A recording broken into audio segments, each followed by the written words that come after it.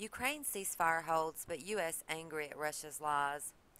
Kiev, a UN-backed ceasefire, showed signs of taking hold in Ukraine on Wednesday, but tensions remained high after the U.S. accused Russia of lies, and Britain ordered a small troop deployment to train Kiev's forces.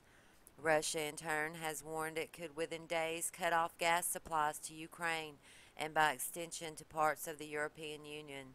For the first time since the European brokered truce came in force February 15th, no deaths were reported in Ukraine's war zone by either side for the past 24 hours. Over the past day, one soldier was wounded, but there were no dead. Ukrainian military spokesman Andriy Lysenko told journalists in Kyiv there was still no confirmation, though, from the Organization for Security and Cooperation in Europe of a pullback of heavy weapons from the front line, the other key plank truth. Rebels insisted they were withdrawing artillery, rocket launchers, and tanks from some areas, and journalists saw a column of howitzer guns being driven along a road near the separatist stronghold of Donetsk. We are following orders to pull back heavy weapons, but the Ukraine aren't a rebel commander going by the nickname Koroshi told AFP.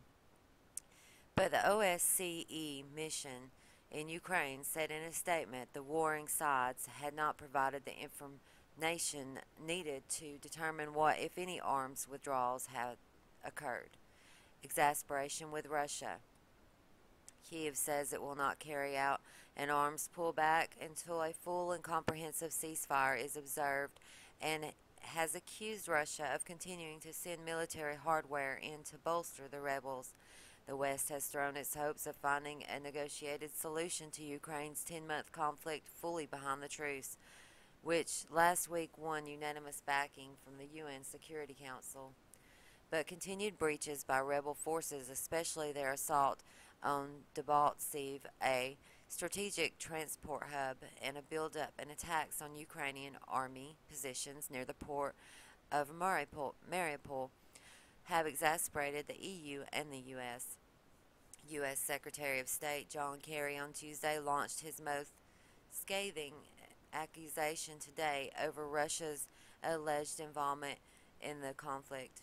They have been persisting in their misrepresentation, lies, whatever you want to call them, about their activities there to my face, to the face of others, on many different occasions, he told U.S. lawmakers.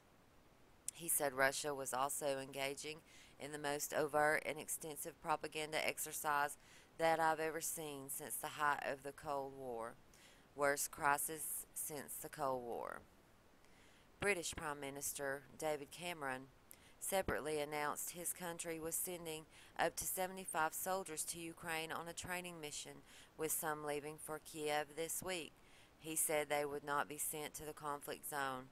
Cameron urged the EU to look at a wide-ranging sanctions on Russia's economy, which is already toppling into recession because of a drop in oil prices. Moscow's denials of backing the insurgency have been dismissed by the West. The United States says it has evidence of Russian military deployments and pointed to similar denials, later dropped by Moscow over Russian troop involvement ahead of last year's annexation of Crimea. Russia is flexing its muscles in readiness for any additional sanctions against it. Its state-run gas giant Gazprom has warned it could cut off supplies to Ukraine amid a dispute over payment. President Vladimir Putin said Wednesday that Ukraine had paid only enough for 3 or 4 days' gas supplies. Unless there is a prepayment, Gazprom will terminate the supply, according to the Interfax news agency. Much of the gas that flows through Ukraine goes on to supply the EU market. Putin, in televised comments, also claimed Ukraine had cut off gas supplies to separatist-held territories in the east in what smacks of genocide. The instability is torpedoing Ukraine's fragile economy. The country's central bank on Wednesday increased currency controls in a bid to stop a free fall of the national money, the hryvnia. Alright, folks, leave your comments and your thoughts below, but it seems like to me the bear is being prodded and poked an awful lot. There's just so much chaos in the world today. I just don't know. Keep the Christians who are kidnapped by ISIS in your prayers, please, and I'll talk to you later. Bye.